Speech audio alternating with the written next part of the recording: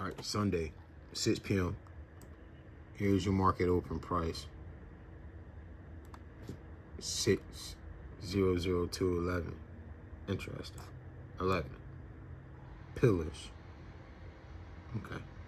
If I had a common sense on more of the numbers that they use, I'd probably be a lot better off in what I'm doing. 17, 18. Interesting. I don't. They repeat numbers because they communicate and they talk amongst each other.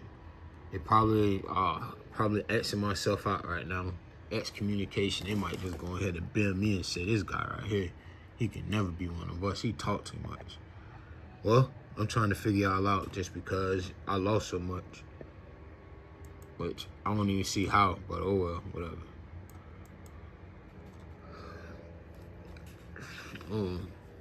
I say that because what I did wrong last year was I went into the minis instead of staying my butt in the micros while I was making my currency at in micros. And I went in the minis to try to go capture 50 points, 50 cents, $50 a move. Oh, so like even my platform itself, of course, I seen it getting ready to hit a certain number. Dang it, yo. I want to say it so bad. I seen the market going to a certain number because it repeats the same numbers, and also it's just a number that the world use. So I positioned myself to go long, and I was long.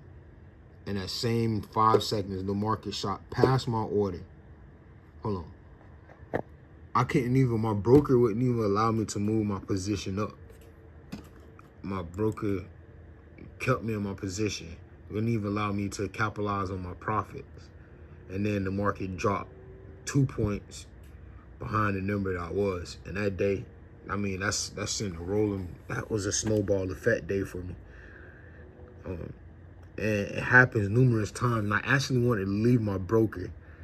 But because I invested so much in my broker, it's like, to me, I'm thinking it's like a slot machine, which is completely wrong. Not saying I'm investing like I'm in the slot machine, but it's just the way it is.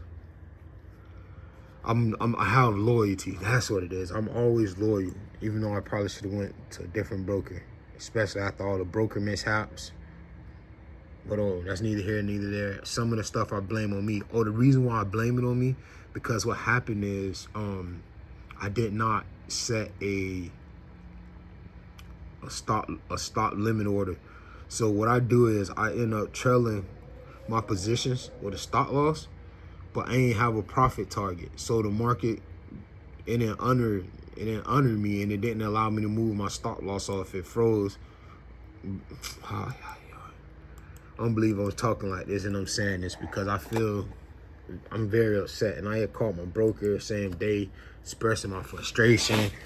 They told me that probably because I was trading on the web. I'm like, heck nah. So actually I'm using a desktop, and I've been using the desktop probably for like 4 years, and desktop was harder than me. To me, it was slower than the web. But it's neither here, neither there. Just make sure you get yourself a good broker. So the market Friday topped to all the way to 54, right? And you have it closing at 601. Same a price tag that it opened, 611, 601, 6 whatever. It opened up right here on this line. No wick coming down, just straight open. From where it closed at, it opened, it's going up. Not saying that it's going not saying it's going past this, not saying it's going there, not even saying it's going up anymore. It can stop right there. That wick could be the last bit of up we see, and by the time we come in tomorrow, it could be down here. So what I'm looking at, I'm on a day chart. I wish I'd have got on here yesterday. What I'm looking at here, right, is that if anyone wants to short it, they'll probably put their stop right here. That's 30 points, right? Anyone try to go long, That's over 100 and what, 20, 160 points. So these people protecting 160 points, these people protecting 30, right? So like, this market is inside here. It can go up and down all day. It don't have to go anywhere. Like it could just, tomorrow it could just stay right here. It could go right here tomorrow. Like drop down. And that means when you see it on any other smaller time frame, it's just going to be going like this. Up, down, like on a smaller time frame.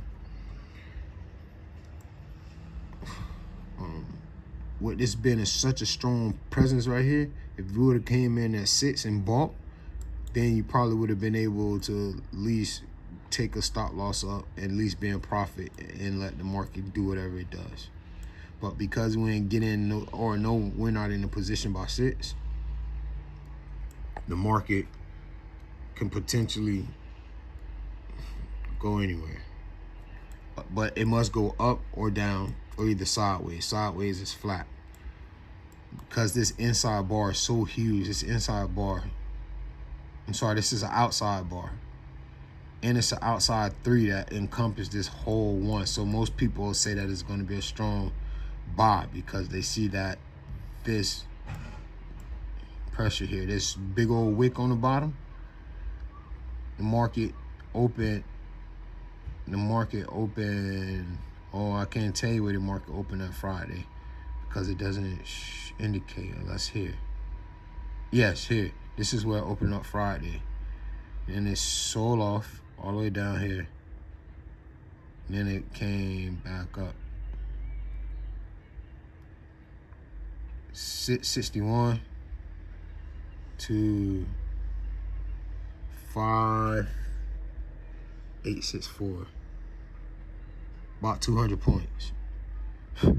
So that's a big range to cover at 200 points. A way that I would do it, I'll fill it out with a micro to let me know which my position, where I'm going. But once again, once we go to bed, 3 o'clock, you'll have a different market. You'll have the Asian and European market. Asian market is already